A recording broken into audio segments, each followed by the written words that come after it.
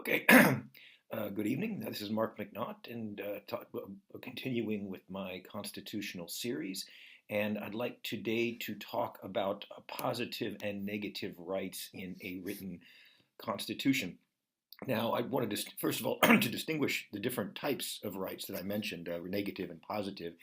It's not meant in a good or bad sense. It's more that negative rights are those which prevent the state from infringing on certain liberties or basic fundamental freedoms, such as speech or religion, this type of thing. Positive rights are rights to a social good, things like health care, um, education, housing, that type of thing. Now, coming from the United States, the Bill of Rights, which are the first 10 amendments to the Constitution, are generally considered to be negative rights, and they again they guaranteeing freedom of speech, religion, and then also in the criminal procedure that dealing with search and seizure, this type of thing. But it does not have positive rights in the sense of a right to health care, housing, this type of thing. I believe during the 30s, under the New Deal with Franklin Roosevelt, there was an attempt to pass a second Bill of Rights, which would have guaranteed these types of things, but that did not pass. And so the United States still it does not have the fundamental right to health care, this type of thing. So I think that this, and obviously coming from that experience and seeing what could be put in a written Scottish constitution to protect these rights and also to make them justiciable in the sense that if your rights are violated, then you have a relatively simple legal recourse to redress the grievances that you have. And this is something, again, in the United States that is very not done well. For example, there are anti-discrimination laws on the books, but actually, if you are discriminated against for some reason, the actual legal recourse is extremely complicated, and you have to get lawyers and go through the legal process, and it's extremely difficult, and especially for if it's a minimum wage job or something like that in which you're discriminated against, legal recourse is extremely difficult to get, again, because you have to get lawyers, and most people don't have the means and then of course when they're going up against very well funded large corporations that don't want to set precedent, then that makes it all the more difficult. So I'd first like to begin reading from my draft constitution that I put up on the Independence Live website, and first of all talk about going through the different rights that I think would be appropriate. First of all, the freedom of speech, writing, publication, and the expression of opinion with narrowly prescribed exceptions for demonstrably injurious discourse. The freedom of thought, conscious and religious practice, including not to believe or participate in any religion, autonomy of all persons over their bodies, including reproductive rights, the medical termination of pregnancy, and voluntary euthanasia as prescribed by law, or the corpus of Scottish law, as I described in a previous segment. All men and women of marriageable age have the right to marry and to found a family in accordance with their beliefs and sexual orientation. The right to peacefully assemble and form associations for any lawful purpose or democratic purpose. The right to privacy in personal affairs, family life, home, and correspondence. Consistent with technological advancement, provision shall be made by law to safeguard personal data and information and preserve privacy and security in communications and transactions conducted through electronic media. So again, the right to privacy within the bounds of what is technologically possible and feasible at the time, and these are the types of things that can be better regulated through law as technology advances. The right to hold private property and for the peaceful enjoyment of his or her property. Nothing. So the right to have property. the right to a healthful environment, including clean air and water and a climate hospitable to life and supportive of agriculture. Provision shall be made in the corpus of Scottish law for the protection of the environment and the restrictions on the development of land and natural resources in furtherance of this clause. So I think that it's very important to have environmental rights in a constitution that would be very well ahead of many other constitutions already in force. Every person shall have access to government information, and the state shall exercise transparency in all functions. For example, if there were report, this would prevent things like what we see now with the UK government of not releasing the reports, for example, on Brexit and keeping it secret. There shouldn't be secret reports when it comes to the government. I mean, everything maybe for certain national security measures, but for virtually everything else, especially economic and social research and all of this should be completely transparent and disclosed automatically, and not have the government have the option of withholding information, which I find is just ridiculous and very anti-democratic. Every person shall have the right to physical safety. All firearms for those who are not on duty police and military personnel are banned, with very limited exceptions granted for single-shot hunting rifles to be regular licensed and stored according to the corpus of Scottish law, contrary to the United States Constitution, which bans. Which, of course, allows for the right to bear arms, which has been interpreted to include that has often been interpreted in an almost fundamentalist way in terms of the right to own as many weapons as you want and as lethal weapons as you want. I think it would be preferable to not go down that road and to have very, very strict gun control. And if you want to avoid daily massacres like we see in the United States, I think that would be a very positive step to take. Okay, now I'm going to speak about the positive social and economic rights, and one of the more difficult issues to address would be how these are justiciable. So, for example, if you have the right to housing, and somebody doesn't have a house, or somebody is homeless, do they have the right to go and sue the Scottish government for that? These are the types of questions that would need to be resolved. But so let me just go through the positive rights that I've enumerated. Every person shall have the right to access to housing adequate to lead a dignified life. No law shall abridge the right of every person to freely form a union in their place of work, collectively bargain with their employer, to strike without state opposition. And the corpus of Scottish law shall penalize any infringement of this right. Every person has a right to conditions of work that are fair, healthy, and which respect the dignity of the person. A living wage shall be established by the corpus of Scottish law to assure that no person working full-time will live in poverty. And so this is, a very important element that, as we've seen certainly in the UK and very much in the United States now, union rights have been systematically withered over the past 40 or 50 years, whereas the 50s and 60s in the United States and Great Britain was sort of the heyday, if you will, of union activities, and certainly did a lot to bring about a greater level of prosperity to the working class. As we see certainly under Thatcher and Reagan, and since then, there's been a systematic assault on unions and the much more difficult for workers to organize to fight for better working conditions, pay, etc. And so that I think it would be vital to include workers' rights in a written constitution, so that at the very least, people have the right to form unions. They can't be opposed in the way that they are by businesses, and also the right to strike and the right to collectively bargain enshrined in law. That would, I think, do a lot to that would do a lot to advance workers' rights in an independent Scotland. Okay, so every person shall have a pension adequate for their dignity and well-being. Every person shall have sufficient state-funded physical and mental health care to lead a dignified life. Each person shall have the access to state-funded education, which allows them to reach their potential.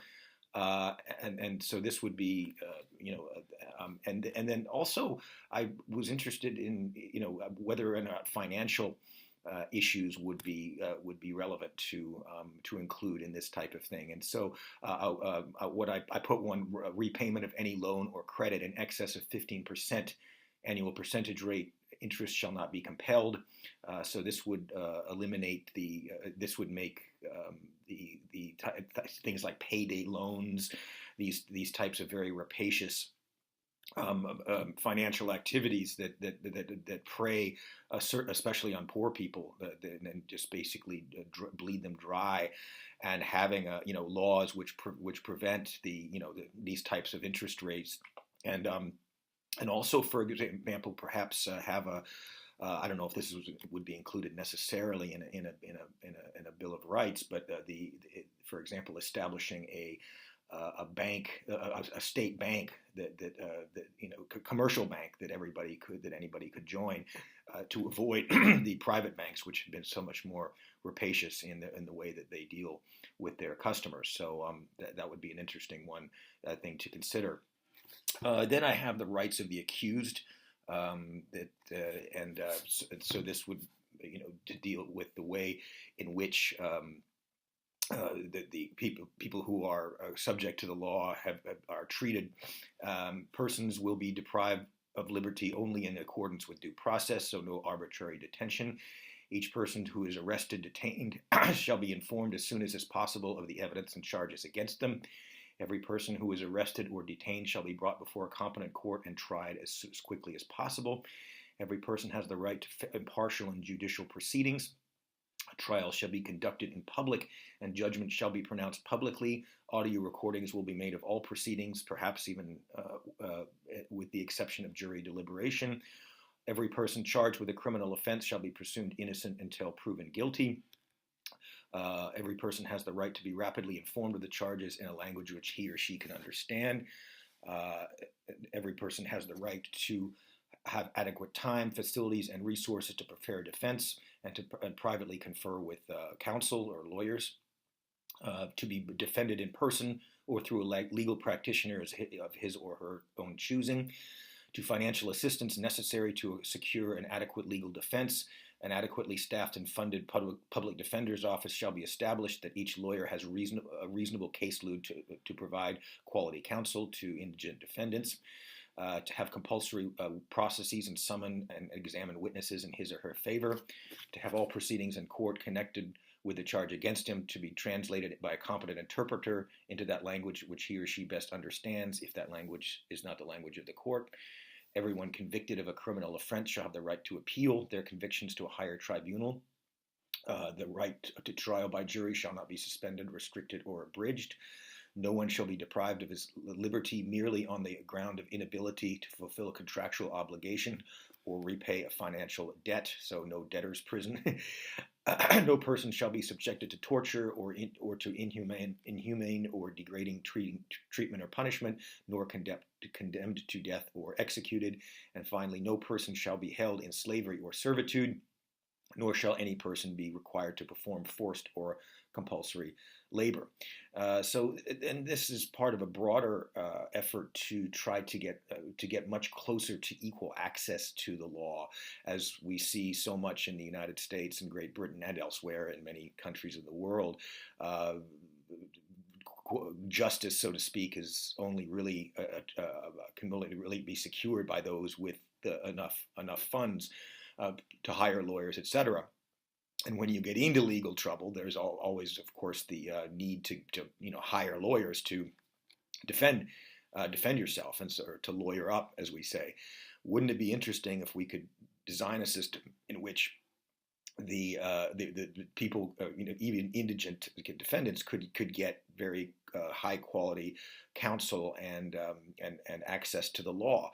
Now, I think that this would require basically a kind of a rewrite of the whole legal process, and perhaps maybe even going away from the more adversarial nature of the law, where, for example, in the United States, you have the prosecution and the defense, and it's like in courtrooms, it's like a battle to see who can win with regard to the jury. And wouldn't it be interesting if we could, a system could be designed that sought the actual truth and exactly what happened, more so than this kind of winning or not, winning or losing, all winner take all form of justice that we see in the United States. I'm less familiar with the UK system, so I really couldn't comment on that as much. But again, a way in which people can that indigent defendants can get adequate, good counsel for a free and fair trial, and also, as I said, that people are able to get. And also to design the legal system to seek the truth, rather than, again, this much more adversarial system, which pits the prosecution against the defense. And with regard to the positive rights that I spoke about before, I think it'd be the way in which they are justiciable. I think it would be very difficult if you allowed every person who was homeless to necessarily sue the Scottish government. But I think that what a constitution could do is commit the government to working towards these ideals of everyone having a house, or everybody having housing, everybody having